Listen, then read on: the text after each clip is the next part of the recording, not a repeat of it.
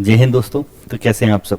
उम्मीद है बढ़िया होंगे ना। तो देखो, एक आज नई वैकेंसी आने वाली है एमपी के अंदर, तो उसके बारे में डिटेल में डिस्कस कर लेंगे कि क्या क्या सिलेबस है, क्या क्या चीज़ें आने वाली हैं। आप सबको पता है कि इस वर्ष मध्य प्रदेश में एकदम भंडारा टाइप से चल रहा है। ठीक है, शुरुआत हो चुका है जनवरी से, 8 जनवरी से एकदम महाकुंभ जैसे आप सबने पेपर दिया, पुलिस का पेपर चला। 5 मार्च से स्टार्ट होने वाले हैं वर्ग 3 के पेपर। और मैं आपसे पहले से कह रहा था कि इस वर्ष लगातार पेपर चलेंगे। जैसे ही पीईबी खाली होगा पीईबी पेपर कराएगा, लगातार पेपर होंगे। अगले साल चुनाव है। इस वर्ष आप किसी भी तरीके से यदि प्रयास करते हैं तो नेक्स्ट ईयर इलेक्शन है, इस वर्ष आपका सिलेक्शन है। ठीक है, तो बढ़िया से आप अपने सिलेक्शन को कंफर्म कर सकते हैं, अपनी सीट को पक्का कर सकते हैं। तो देखो, एक और मौका है, पंचायत राज संचालनालय में भर्ती आने वाली है। ठीक है, और इसमें भी काफी सारी वैकेंसियां हैं। आपको पता होगा नगर निगम के अंदर भी इस बार पीईबी के थ्रू वैकेंसी को भरा जाएगा, तो वो भी बहुत जल्दी आने वाली है। उसमें भी जैसे बीच में कुछ नोटिस वगैरह आया था, कुछ न्यूज़पेपर्स वगैरह में आया था, लगभग 20,000 वैकेंसी निकलेंगी। तो इसमें भी काफी सारी पोस्ट हैं और इसकी तो कंप्लीट इंफॉर्मेशन एक्चुअल में जो दे दी गई है। ठीक है, एक्चुअल में क्या होता है कि किसी भी स्टेट में, किसी भी राज्य में या किसी भी केंद्र की यदि हम बात करें तो प्रोसेस क्या होती है? प्रोसेस ये होती है कि जैसे कोई विभाग है राज्य का या केंद्र का, वो विभाग पहले क्या करता है कि वो विभाग एक पत्र लिखेगा, एक लेटर देता है और उस लेटर में वो जानकारी देता है कि भाई हमारे यहाँ इतनी वैकेंसी खाली है, इन इन पदों के लिए आपको भरना है। ठीक है, सरकार के पास जाएगा, फिर सरकार के पास से वो पास होके फिर जो कोई भी उधर पे जो एग्जाम कराने वाली संस्था होती है उनके पास वो लेटर जाता है, फिर वो प्रोसेस होती है। तो पहला स्टेप ये होता है कि भाई विभाग जो है, विभाग को जो जरूरत है वो विभाग उस जरूरत के हिसाब से एक वैकेंसी निकालेगा। ठीक है, एक पत्र देता है कि भाई पत्र ये है, हमें इतनी पोस्ट की जरूरत है। तो वैसे ही पंचायत राज में भी इस बार प्रोसेस हुई है।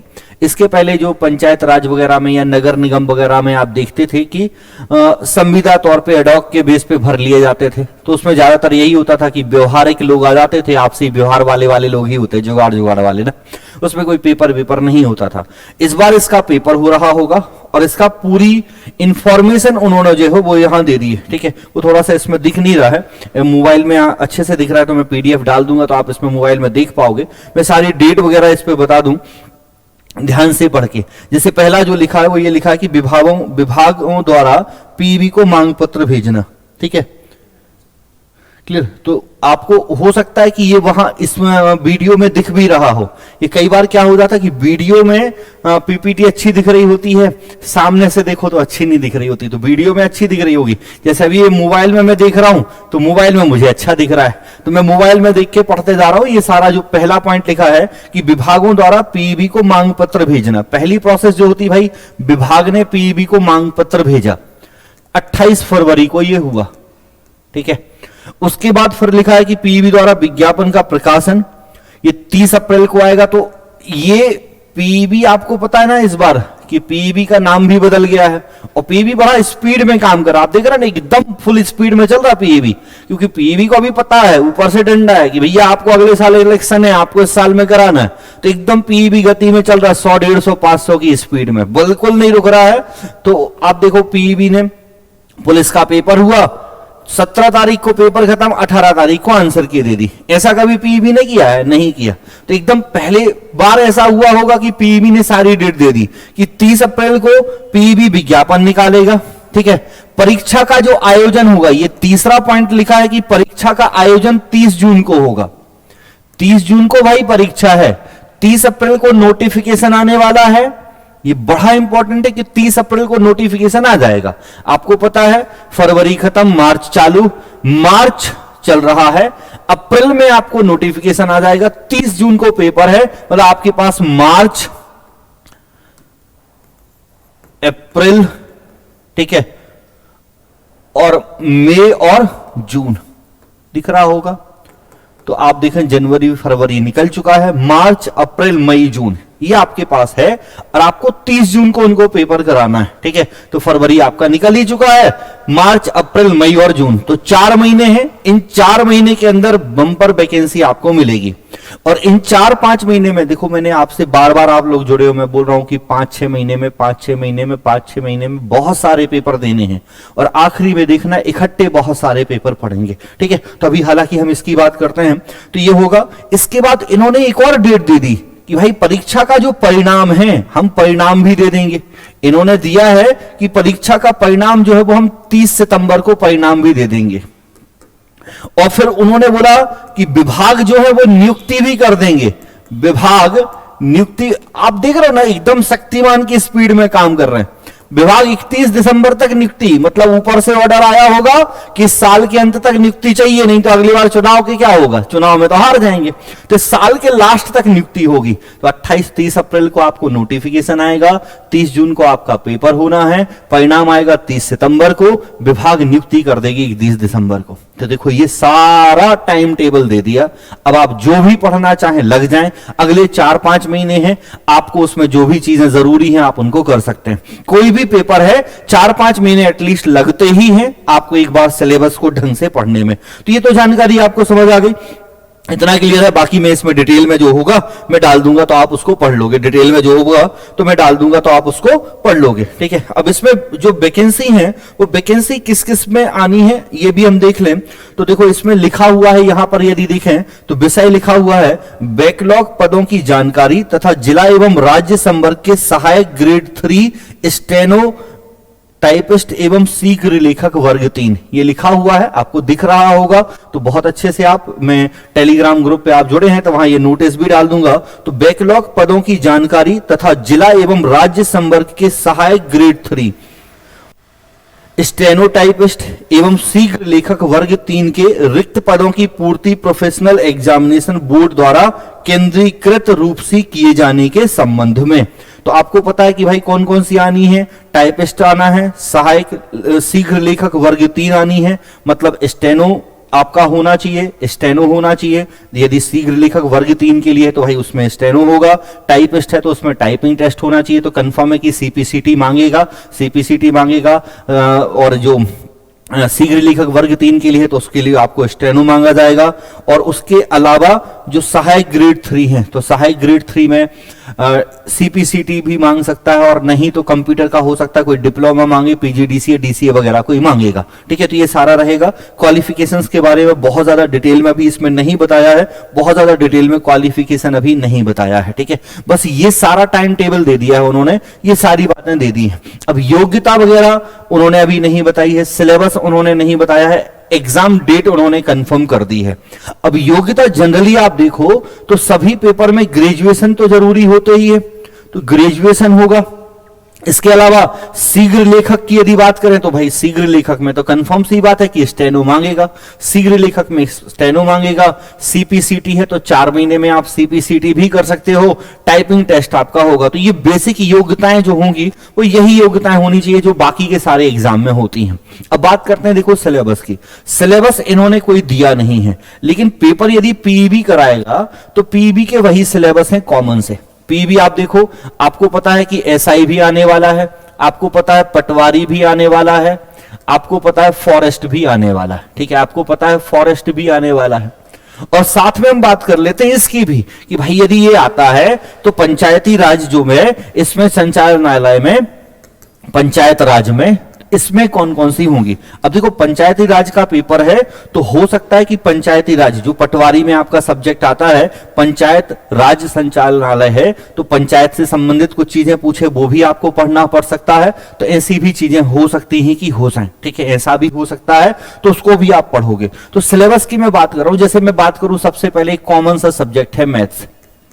मैथ्स एसआई में भी आएगा, पटवारी में भी आएगा, फॉरेस्ट में भी आएगा, इसमें भी कंफर्म आना ही आना होगा। ठीक है, यदि हम बात करें रीजनिंग की, यदि हम बात करें रीजनिंग की, एसआई में, पटवारी में, एसआई में तो आनी है, पटवारी में भी थोड़ा बहुत आएगा, फॉरेस्ट में नहीं आता है तो इसमें भी हो सकता है कि आ जाए। रीजनिंग का मतलब यदि देखें तो मैथ्स तो सब में आ ही रहा है, रीजनिंग का एसआई में आता है, पटवारी में, फॉरेस्ट में रीजनिंग के क्वेश्चन नहीं पूछता है, और इसमें हो सकता है तो अभी मान के चलो सर, जब आप इन पेपर की तैयारी कर रहे हो, आपने एमपी पुलिस के लिए भी पढ़ा है, तो एमपी पुलिस के लिए भी आपने रीजनिंग तो पढ़ा ही होगा कांस्टेबल के लिए, तो रीजनिंग उसमें तो आती है ना, तो इतना सब आपने पढ़ा है, और रीजनिंग कोई बहुत बड़ा टफ सब्जेक्ट नहीं है, तो रीजनिंग को पढ़ा जा सकता है।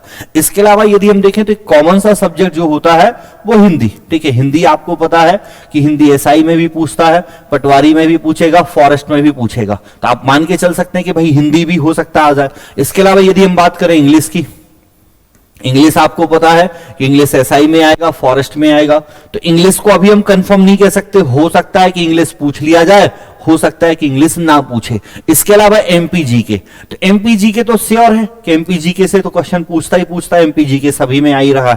इसके अलावा यदि आप देखो जीके जीएस या साइंस देख लें तो साइंस का पोर्शन ज्यादा पूछता है, तो साइंस भी है। मतलब आप देखो ध्यान से, तो ये कॉमन से सब्जेक्ट है। मैथ जो सब में पूछता है, इसके अलावा एमपीजी के साइंस जो सब में पूछता है, हिंदी ऑलमोस्ट सब में पूछ ही रहा है, रीजनिंग किसी किसी एग्जाम में आ रहा है, किसी में नहीं आ रहा। मैथ्स की हम डेली आपको फ्री क्लासेस पढ़ा ही रहे हैं, आपको पता है दोपहर में रोज 2 बजे हमने एक 99 दिन का फ्री क्रैश कोर्स स्टार्ट किया है। वो आपके अगले आने वाले 3 महीने लगातार पढ़ेंगे, और अगले 3 महीने के बाद आपके लगातार पेपर चालू हो जाएंगे। आपको एसआई, पटवारी, फॉरेस्ट, पंचायत, पुलिस, ये सब पेपर देने एक बार मिलेगा इस साल के अंत तक, फिर से आप देखिएगा। तो ये सारे पेपर आपके होने, मैथ्स उनमें इंपॉर्टेंट है, मैथ्स डेली चल रहा है। हिंदी की हम डेली शाम को 7 बजे प्रैक्टिस कराई रहे हैं, तो ये 2 क्लास डेली हो रही है, ऑलरेडी हमारी चल रही। एक और सब्जेक्ट रह गया कंप्यूटर, एक और सब्जेक्ट रह गया कंप्यूटर। तो कंप्यूटर आपको पता है कि पटवारी में आता है, बाकी सभी में अलग से नहीं आता, लेकिन जैसे अभी हाई कोर्ट का पेपर हुआ था तो उसमें कंप्यूटर आता है।